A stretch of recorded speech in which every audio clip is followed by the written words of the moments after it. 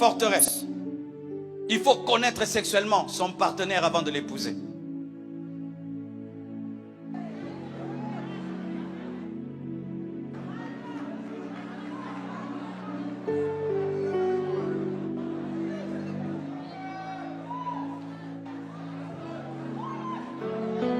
Comment tu peux épouser une femme? Tu ne l'as pas goûté.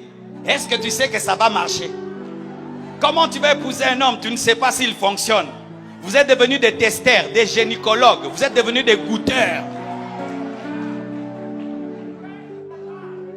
Même à l'église, tellement que cette mentalité d'Abidjan est en toi. Même quand je prêche comme ça, il dit jamais pasteur. C'est comme ça que vous avez des fiançailles pornographiques.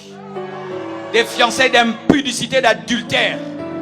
Le jour du mariage, vous n'êtes pas pressé d'aller dormir parce que vous avez déjà tout fait. Des mariés qui dansent jusqu'à 4 heures du matin, qui ne sont pas pressés. Et quand on leur demande de s'embrasser, ils s'embrassent comme des professionnels parce qu'ils ont déjà tout fait. Oh, je te parle, je te parle, je te parle, je te parle.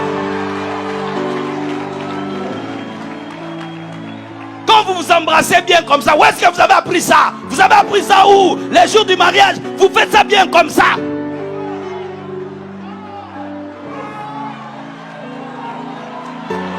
Oui, vous avez fait l'exercice où pour faire ça si bien? Qu'est-ce que vous avez fait ça où?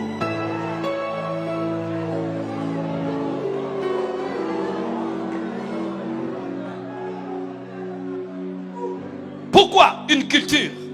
Une culture que nous avons maintenant, qu'il faut chercher à savoir. Parce que peut-être qu'il est impuissant, peut-être qu'il est frigide, peut-être que ça ne va pas marcher, peut-être que.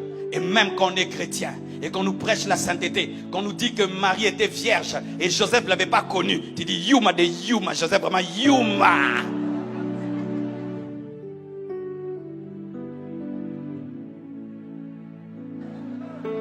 C'est pourquoi vous êtes bénis et vous n'êtes pas bénis. Car ce n'est pas le pasteur qui bénit, c'est Dieu qui bénit. Je répète, ce n'est pas le pasteur qui bénit, c'est Dieu qui bénit. Lorsque vous avez eu des relations intimes et vous avez joué avec Dieu dans vos fiançailles, même si vous portez une robe blanche, cette robe est rouge, elle est noire, elle est trouée, elle est kaki. Fiancé, écoute-moi, qu'est-ce que tu fais dans les fiançailles? Qu'est-ce que vous faites? Qu'est-ce que vous faites? Qu'est-ce que vous faites? Est-ce que vous êtes comme Marie et Joseph? Si Jésus devait naître dans vos fiançailles, il allait venir.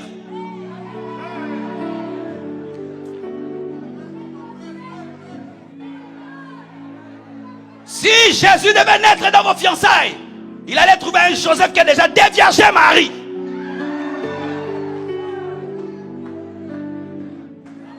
Oui, tu as pris la virginité de ta fiancée, n'est-ce pas? Tu l'as déjà fait avorter combien de fois? Tu as déjà avorté combien de fois dans tes fiançailles?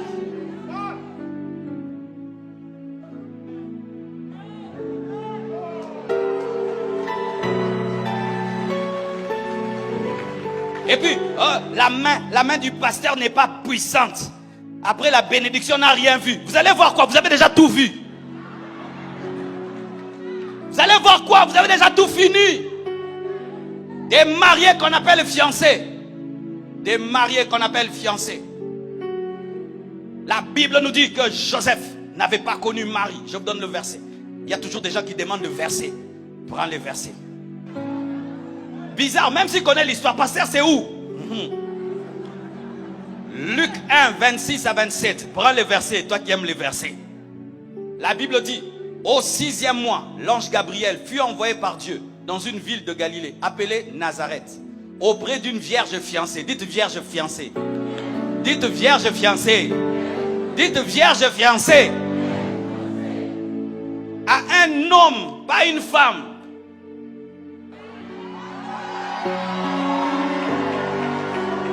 Alléluia. Pas à une femme. Donc avec quelqu'un qui a la capacité de prendre la virginité mais il n'a pas prise.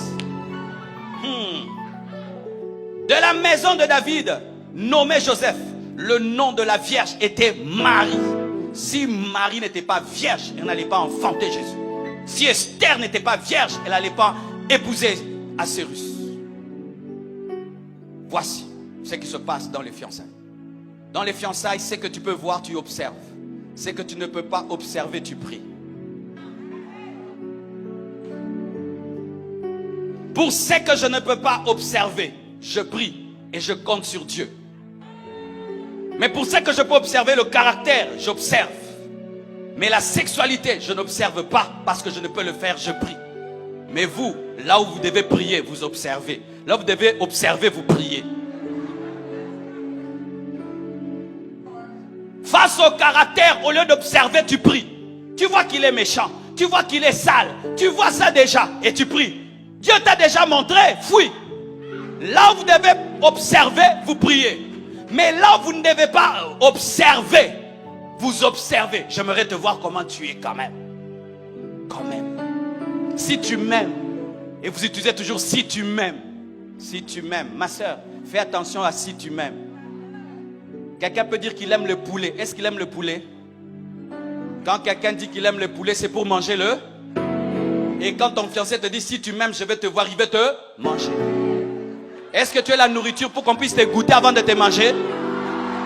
Dis à ton fiancé, je ne suis pas une nourriture, on ne me goûte pas, on ne me goûte pas. Je suis une femme, je suis une chrétienne, je suis un enfant de Dieu. Tu ne me goûteras pas, je ne suis pas un poulet, je ne suis pas un poulet. Maman, tu n'es pas un poulet. Donne-moi l'amen, hein?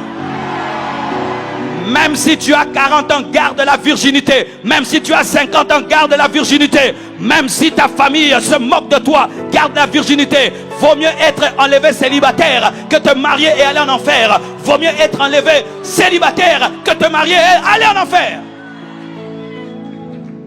Parce que les hommes commencent à utiliser ça comme un chantage. Un chantage. Tu refuses, je vais épouser quelqu'un d'autre. Toi tu refuses, mais elle accepte. Elle accepte parce qu'elle est moins chère. Elle accepte parce qu'elle ne se connaît pas. Elle accepte parce qu'elle ne sait pas quel est le temple du Saint-Esprit. Elle accepte parce qu'elle ne connaît pas la valeur de son corps. Elle accepte parce qu'elle aime l'homme plus que Dieu. Mais moi j'aime Jésus. J'aime Jésus. J'aime Jésus plus que le mariage. J'aime Jésus plus qu'un homme. Et si je dois mourir célibataire, je mourrai célibataire.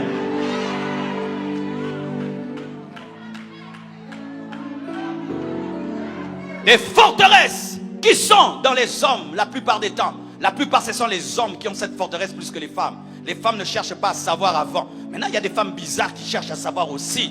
Des femmes testeuses. Mais la plupart des temps, ce sont les hommes. C'est pourquoi, femmes, soyez fortes. Refusez, résistez, refusez, résistez. Car qu'est-ce qui te prouve que cet homme va t'épouser? Il va te goûter, il va goûter ailleurs. Et puis il part avec ton histoire, avec ton CV. Et il va raconter, tu passes la fière. Elle a un bouton ici. Oui, on connaît tes boutons ici, partout. Toute l'école connaît tes boutons.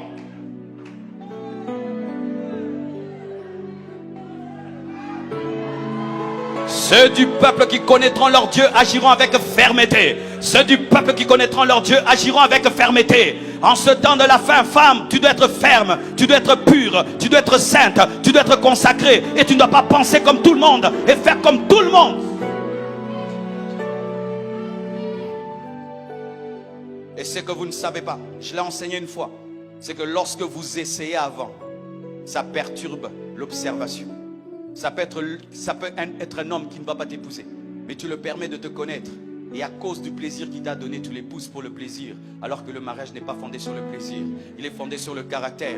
Et tu te rends compte que le plaisir ne peut te donner le bonheur. Parce qu'il y a une différence entre le plaisir et le bonheur. Ça peut être la femme de ta vie, tu la connais comme ça, et depuis tu as un dégoût. Tu as un dégoût total. Tu ne l'honores plus, tu ne la respectes pas. Parce que si vous ne savez pas, les hommes sont attirés par le mystère. Et lorsque tu découvres ta fiancée avant le temps, quand tu brises le mystère, tu cesses de l'honorer, de la respecter. Et ça peut être la femme de ta vie et Satan te la vole parce que tu n'es plus attiré par elle. Ne sois pas plus sage que Dieu. Brisez cette forteresse qui est en ce temps de la fin. Brisez cela. Brisez cela. Dieu ordonne la chasteté dans les fiançailles. Dieu ordonne la virginité dans les fiançailles. Dites amen. Hein? Dites amen. Hein? Même si tu l'as fait, dites amen. Hein? Même si tu es dedans, dis amen. C'est pourquoi un fiancé qui refuse d'obéir à cette parole, tu dois rompre avec lui aujourd'hui. Vous m'entendez, hein? Vous m'entendez? Après cette prédication, on va faire une réunion avec ton fiancé, ta fiancée. Asseyez-vous, dites, par rapport à ce que le pasteur a dit, tu dis quoi? S'il commence, refuse cet homme. Ce n'est pas l'homme de ta vie. Ce n'est pas la femme de ta vie. Va chercher un autre qui va respecter la parole. Vous m'entendez, hein?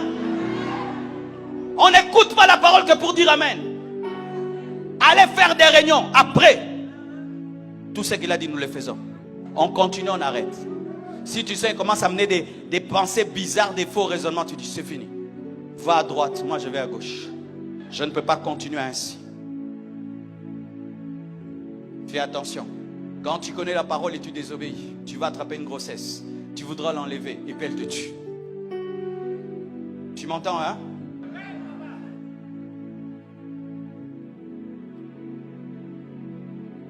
Troisième forteresse.